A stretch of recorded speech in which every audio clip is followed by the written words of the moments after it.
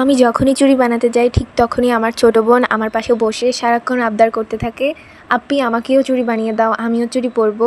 কিন্তু সমস্যা হচ্ছে তার সাইজের চুড়ি তো আর আমার কাছে অ্যাভেলেবেল নাই, অথবা আমি দোকানেও এমন চুড়ির বেস খুঁজে পাবো না। তাই আমি ছোটো বোনের আবদার রাখার জন্য যে নর্মাল সেটগুলো পাওয়া যায় চুড়ির, আমি ওগুলো নিয়ে একটার সাথে একটা অ্যাড করে গ্লু দিয়ে আটকিয়ে একটা চুড়ির বেস বানিয়ে নিয়েছিলাম।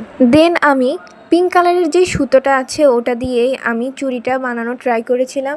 টোটাল চুড়ির মধ্যে আমি যে পিঙ্ক কালারের সুতাটা ছিল ওটা পেঁচিয়ে নিচ্ছিলাম। ভিডিওতে হয়তোবা খুব ফাস্টলি বানানো হচ্ছে চুড়িটা, কিন্তু খুব আস্তে ধীরে খুব ধৈর্য সহকারে নিখুঁতভাবে কাজটা কমপ্লিট করার জন্য অনেক সময় দিয়ে কিন্তু এটা পেঁচানো লাগে, না হয় অনেক সময় ফিনিশিংটা সুন্দর আসে না চুড়ির। অনেক সময় তাড়াহুড়ো করতে গিয়ে চুড়িটার ফিনিশিংটা একদম বাজে হয়ে যায়, যার কারণে অবশ্যই চুড়িটা বানানোর সময় যে কোনো সাইজের চুড়ি বানাতে হলে খুব ধৈর্য সহকারে আস্তে ধীরে এটা পেঁচিয়ে দেন চুড়িটা বানানোটাই খুব বেশি প্রয়োজন, না হলে চুড়ির সৌন্দর্যটা আসবে না।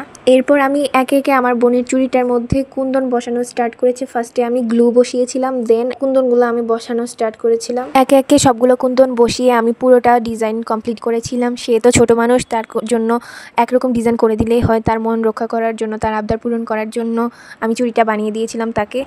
সব সময় তো আমি সবার চুড়ি বানিয়ে দিই, কিন্তু আমার ছোটো বোনের চুড়িটাই আমি কখনো বানিয়ে দিই নাই। এবারে আমি আমার ছোটো বোনের জন্য আবদার পূরণ করার জন্য তার চুড়িটাও আমি বানিয়ে দিলাম। আমি যে চুড়িটা বানানো দেখিয়েছি ঠিক ওইভাবেতে আমি আরও দুইটা চুড়ি এইভাবে বানিয়েছিলাম।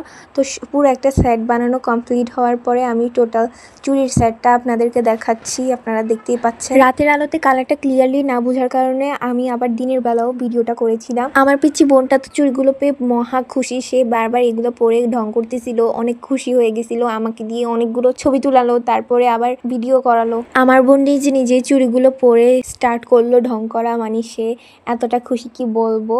তো যাই হোক, আজ এই পর্যন্ত। আপনারাও আপনাদের ভাই বোনকে এভাবেই ছোট ছোট আবদার পূরণ করে খুশি রাখবেন। আল্লাহ হাফেজ।